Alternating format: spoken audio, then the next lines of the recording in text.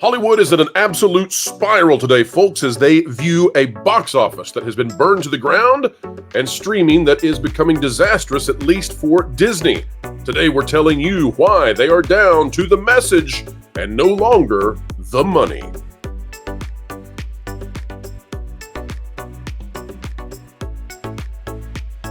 Hello, folks. Welcome back to the Pro Channel, where we endeavor to explain entertainment, keep you ahead of the culture curve. We're happy to have our guest today. Views with Hughes is back, as well as LW Ghost. Hello to both of you. Good morning, afternoon, or wherever you may be, etc. All right, folks, let's dive straight in. And today we are reading out of That Park Place two articles that are very important and show us the disaster that is happening with Disney and Hollywood, because to a great extent, Disney was subsidizing much of the rest of Hollywood with those big blockbuster movies that no longer are busting blocks when it comes to theaters on the rocks. Here we go. This by John Trent. Says financial analyst calls Star Wars The Acolyte's global viewership pathetic and explains that's only about 3% of Disney Plus subscribers watch. Now, we covered this kind of topic yesterday, folks, but Valiant Renegade put out a video, and if you've not yet seen it, you just have to, where he broke down the actual percentage of the people who tuned in, and it's not good. The Walt Disney Company and Lucasfilm attempted to use access media outlet Variety to put a positive spin on initial viewership for Leslie Headland's Star Wars The Acolyte. However, financial analyst Valiant Renegade calls the numbers pathetic and explains that only around 3% of Disney Plus subscribers tuned into the show. Variety's Salome Hailu wrote a headline that blared, "The Acolyte reaches 4.8 million views in one day, biggest Disney Plus launch of 2024. But my, oh my, is that headline misleading. In the article, Hailu reiterated The Acolyte, Disney Plus's new Star Wars series, reached 4.8 million views in its first days of availability. This marks the streamer's biggest series premiere of 2024, according to Disney. She added, an exact first-day viewership total isn't available for Ahsoka, the most recent Star Wars series, though Disney did report that it took 5 days to reach 14 million views. That comes out to an average of 2.8 million views per day, 2 million below the launch of The Acolyte. Now, what we find out later, and we're not going to read the entire article, we just don't have time, but what we find out is, guys, that The Acolyte probably has lower viewership than Ahsoka already. Probably has lower viewership than Ahsoka. And the only reason that it's the biggest premiere show on Disney Plus is because there haven't been any successes on Disney Plus. X-Men 97 never hit the Nielsen charts. Echo was considered an absolute failure, and that's it. And so they're comparing, you know, a really bad show and a really bad showing to other really bad showings. How bad is it? Well, other shows that we don't even talk about on the channel have picked up 8 million, 9 million views in their debuts, and we haven't even talked about them. So The Acolyte is halfway under what, you know, we typically don't even cover on the channel, because we try to cover the things that really, really matter. I want to go to Lou first. Lou, it seems to me that Hollywood is down to just the message. They're not making money anymore. So can this be sustained? Can they get back to making money if they just tell us that they're doing swell? No, because the numbers don't lie, but also because the measure of success has changed. Back when you had this magical, wonderful world of something called box office, you could actually read numbers. But when the only numbers that count for something on Disney Plus have to do with subscriber either growth or retention, and if only, as this says, 3% of the people you already have are even bothering to tune in, that's not a success. I don't care how you want to pretend. The other question, a couple questions I have about that. When they talk about views and they put up 2 episodes in a row, are they talking for the whole thing or split between the two, and therefore it's really half for any one? So the way that I read it, we can't know for sure because they're not going to tell us, but every indication is that they ran the numbers twice using both episodes. Yeah, so that's right away, it's half of what they think it is. The second question I have, when you compare this to Ahsoka, I think Ahsoka was roundly dismissed by people who cared as bad, as just bad. Yes. One has an added cachet of being, quote unquote, scandalous and political because of all the references within it. So the question is, we saw with Ahsoka, I seem to remember, that the viewership tapered off from whatever the high was at the beginning as more people said, I give up on this. And a lot of them said, and this was the thing I was waiting to see if I was going to keep this channel or not for, I give up on that too, and actually unsubscribed. My question is, with the content in this new show and what you've previewed for us from your sources, what's going to happen in the next episode, will the viewership of people who didn't watch the first one actually come up because they'll say, "Oh, they couldn't have really done that"? I think it will, and I think it will just drop off a cliff after that. But Yeah. the other thing is, let's play devil's advocate for a moment, and let's say that I'm completely off right now, and let's say that it's comparable to Ahsoka in terms of viewership, which I think is the best case scenario at this point for Disney. If it's comparable to Ahsoka, it's still a failure because Ahsoka was a failure. And did this cost more than Ahsoka? I think it did.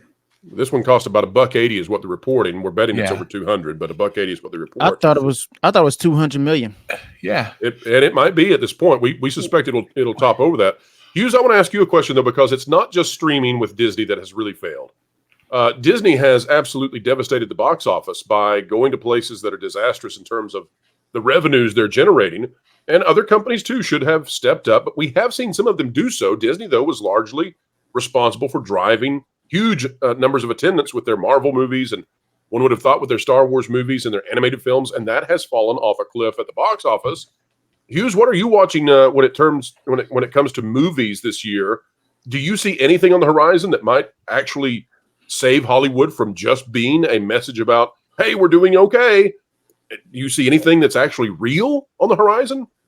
Well, I see a few good movies and everything that could be good, but at the same time, they won't save Hollywood necessarily. But like you got the upcoming Deadpool Wolverine, possibly even the newest Bad Boys movie that's just been released. And also, other than that, I mean, there's no big movie out there that could save Hollywood because of the fact that Hollywood got so deep into what they've actually put out there, they can't really recover from it unless there's like a complete exodus of the newly creators and stuff and the writers and all of that are activism first, entertainment last. And what has that led to? Where like there's been different figures out there where like 64 to 67% drop, compared to the previous year. Okay.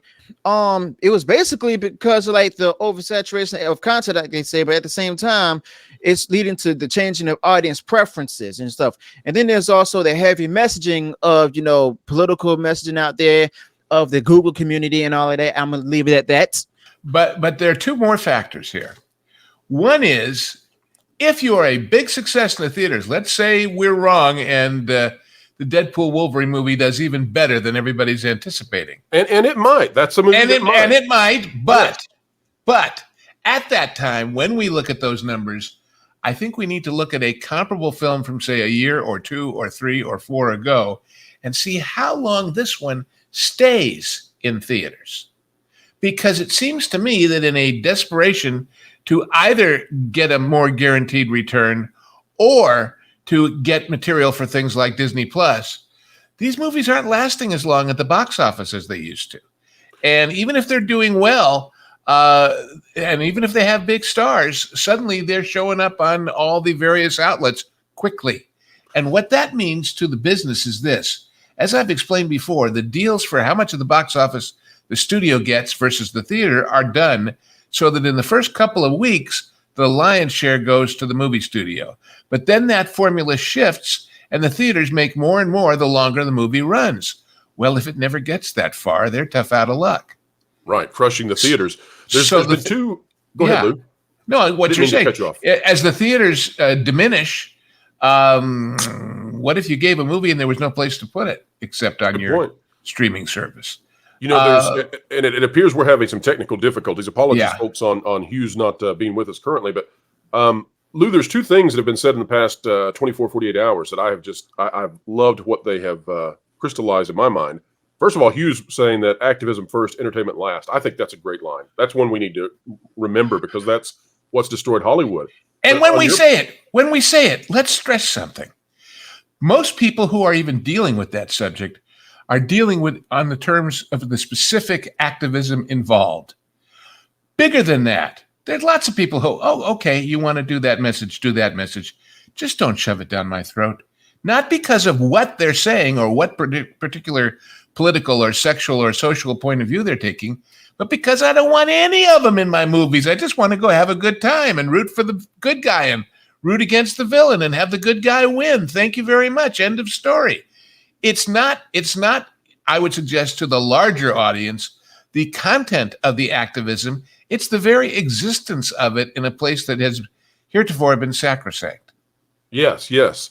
The other thing, Lou, that was said on my channel by Lauren Connor was that, don't show me the headlines. Don't show me the messaging from the company at the beginning. Show it to me after the show ends, and that's how I'll judge it. That's what Lauren said, and I thought it was genius because he's exactly right. These shows have no merchandise on the back end of them, and that means they didn't resonate because nobody wants to play with the toys once they're over. Nobody wants to get more of them once they're over. And if nobody wants to play with or buy the toys from the first one, they sure as hell aren't interested in watching sequels number 2 through 12. That's exactly right. And so that's how you can gauge the real interest in these things. And so folks, go back in your mind and think, okay, are they selling Ahsoka toys right now?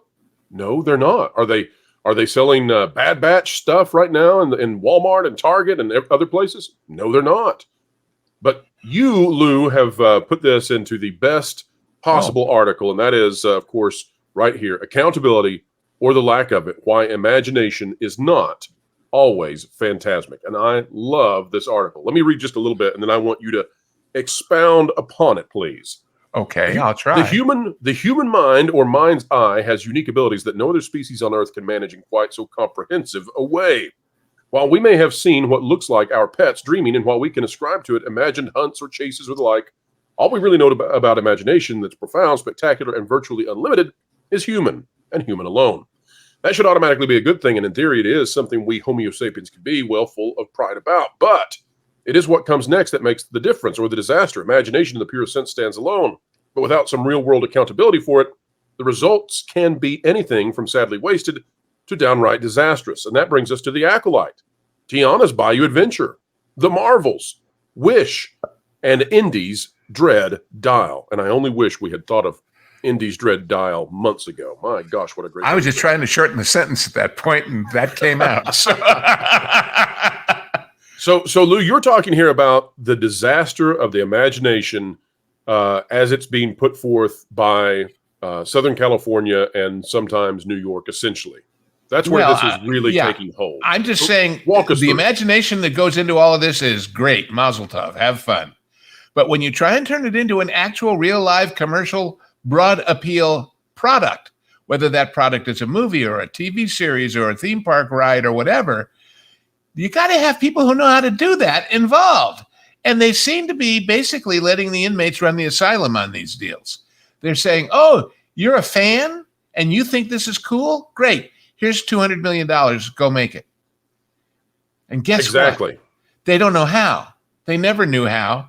And now they don't think they have to know how or refer to anybody who does because, hey, they gave me the carte blanche to make my wonderful dream that I thought was really keen and neat. And it's total narcissism. They're not open to critique. If you do critique them, they come out and claim victimization. In fact, now, Lou, they come out and they're the victims even before the criticism can happen. Well, not only that, they're planning on being criticized, and their plan to deal with it is to deal with the criticism, not with what's wrong that's being criticized. Right. So they become the victims on the front end. Look at the management technique we saw months ago. I forget how many months ago, but quite a while. We heard officially from Disney that Imagineering was creating a whole new position, an executive level, highly compensated position, strictly to deal with negativity about Tiana when it opened. Now, right. We also heard that Bob Iger took a tour of it, 2 or 3 months ago and said, boring. well, if this is a project that's been 4, 5, 6 years in the making, and if the focus is not let's make it great and fix what's wrong before we open it, the focus is let's figure out a way to combat the negative spin that'll come from people honestly reacting negatively to it. You're supposed to run the product, not the reaction.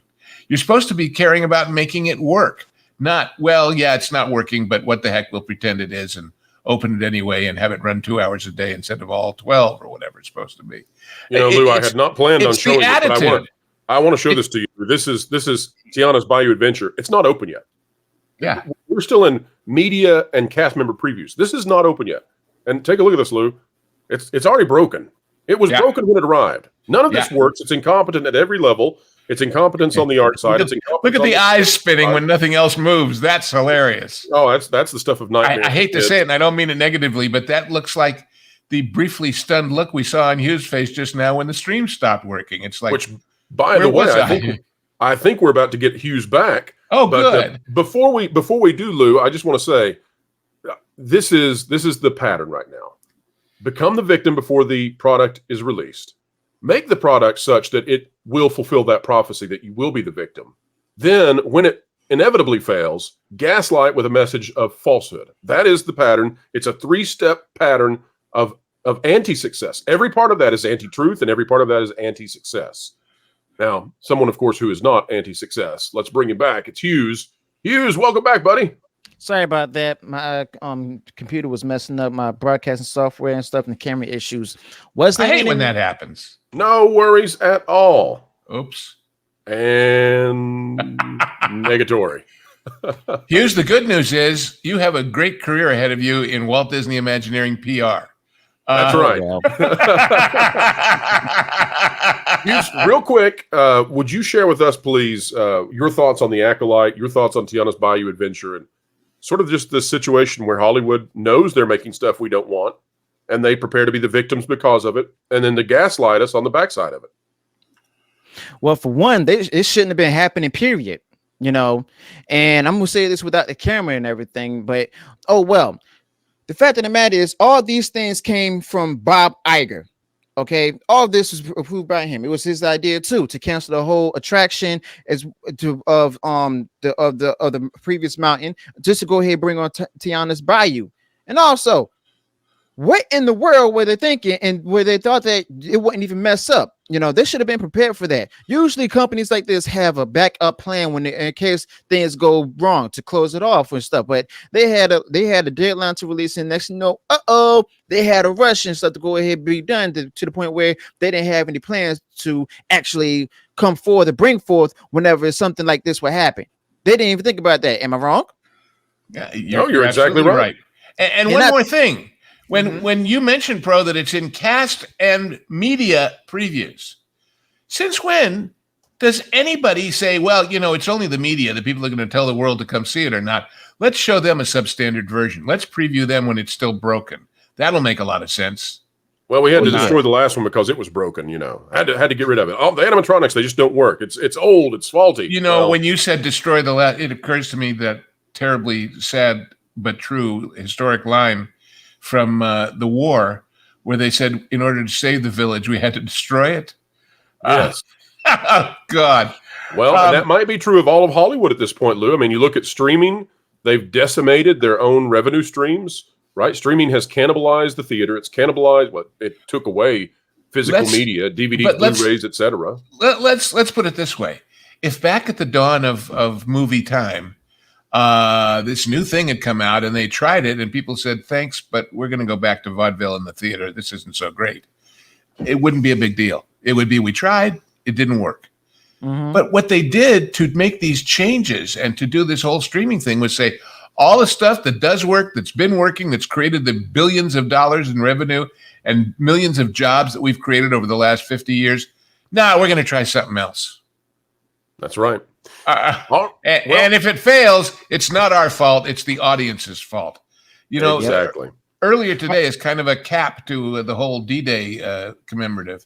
I happened to rewatch one of the better little thought of movies about it, which is the one with Tom Selleck playing Eisenhower called, D-Day, the run up to it, or I forget what the title is.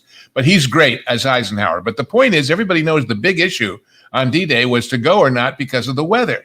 And the weather was not good, and the weather was predicted to get worse. And then they thought there might be a better, and what do?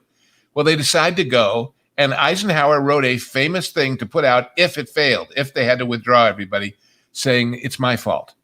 He didn't write something that said, and if it doesn't work, it's the weather's fault. And by the way, where does the buck stop, Bob Iger? Where does the buck stop? Lou, we live in a world now where the buck never stops, where there is nobody in charge. There's never anyone who will take the blame. And in that case, there's Eisenhower ready to take the blame when, in fact, it might not have even been his blame, and he would have went down, had it failed, as a historical failure devastating to the trajectory of mankind. Yeah. And yet he was willing to take that. What a thing to do. Well, that's the thing, though. No one's in the elites willing to take accountability. Whenever something good happens and stuff, they take credit for it, even when they're not behind it and stuff. But if it has the title or any like small amount of minutia where the company itself was associated with it, they go ahead and put out there, oh, we're successful for that. But whenever it's something that they actually release and it doesn't do well and stuff, something that they really hope to bank on, all of a sudden they go ahead and pass the blame around and stuff to other people that's working within the company, the underlings and stuff. And the fact of the matter is, I like what Lou said earlier, where they're actually planning this. Now we're seeing that this has become the part of their, it's a part of their plan and stuff. They plan for like when it's successful, or they're planning for when it's like not successful. They only plan one thing when it's not successful, and that very thing comes to actually like audience blaming, audience shaming, and all of that. Well, to the point where now they're going to do this on plan B and stuff to blame the audience and stuff. They push the audience far away and everything to the point where the audience is stating this product is dead and we're not coming back to it. They actually argue with their purses and stuff, as well as their manfolds and stuff, to tell them what we don't want to put our money into something where not only the content is not good in quality, but also the fact that the matter is this is what you think of us and stuff. And if this is what you think of us and all of that, on a product that you put out there and you blame us for the failure of something that you created, we don't want no parts of it at all. So the fact of the matter is, Hollywood is not going to recover from it when we have these current elites there. The only way it'll be recovered is if there's a full replacement of those, not only who are putting it out there, but also those who are promoting it. And I'm talking about the producers, writers, actors, because guess what? There's a lot of DEI hires within these companies and stuff. They're going ahead and put these out there. The fans don't want this because the fact that these people are not willing to change because they got such financial backings like BlackRock's Vanguard and Street Smart, or State Street, whatever it's called. These firms, investment firms, back at them and stuff, to the point where now these companies are going to be in the financial hole and stuff, and then there's going to be layoffs coming. So, yeah. And for society as a whole, what that leads to is even worse, and that is when the primary reason for a green light or not, when the primary motivation for the movers and shakers that make these decisions as to whether they should go forward with something is never, is it good, is never, will the audience like it?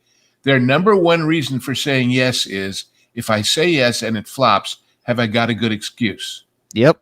So I can keep my cushy job and my perks. Well, guess what? If there's no product that's selling tickets, there's no money to pay you for those perks.